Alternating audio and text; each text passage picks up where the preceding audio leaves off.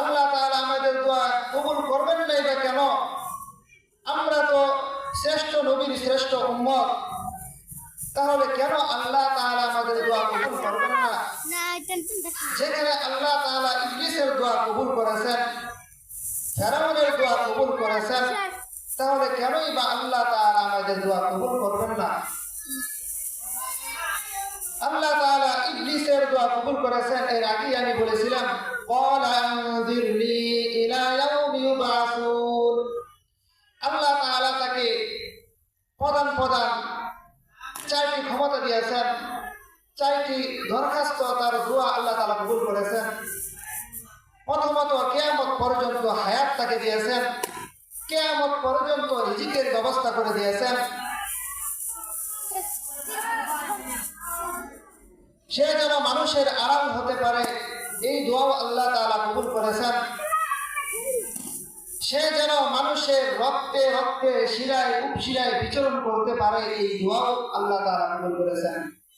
বিশ্বনবী সাল্লাল্লাহু আলাইহি সাল্লাম হাদিসে বলেছেন, ইন্নাশ শাইতানা ইয়াজরি মিনাল ইনসানি মাজরাদ দাম, যে নিশ্চয়ই শয়তান মানুষের শিরা উপশিরায় বিচরণ করে। ফেরাউনের দোয়া আল্লাহ তাআলা কবুল করেছেন। যে ফেরাউন আল্লাহ তাআলার সাথে শিরক করেছে, নিজেকে খোদা বলে দাবি করেছে, আল্লাহ তাআলা সূরাতুন নাজিয়াতে বলেছেন, ফাকালা আনা রাব্বুকুমুল আ'লা। ফেরাউন সে নিজেকে বড় প্রভু দাবি করে, বড় প্রভু মনে করে। এই ফেরাউনের দোয়াও আল্লাহ তাআলা কবুল করেছেন। যে মিশরে একবার খুব দুর্ভিক্ষ দেখা দিল, বৃষ্টি নাই, পানি নাই, নীল দরিয়া পর্যন্ত শুকিয়ে গেছে, মানুষ দুর্ভিক্ষে কষ্ট পাচ্ছে, ক্ষেত খামার শুকিয়ে গেছে, জীবজন্তু পিপাসায় কষ্ট পাচ্ছে। মিশরবাসী অতিষ্ঠ হয়ে ফেরাউনের কাছে এসে বলল, জনাব, আপনি কেমন খোদা, আপনি কেমন প্রভু? মানুষ দুর্ভিক্ষে কষ্ট পাচ্ছে, ক্ষেত খামার শুকিয়ে গেছে, জীবজন্তু পিপাসায় কষ্ট পাচ্ছে, আর আপনি কোনো বৃষ্টি দিচ্ছেন না।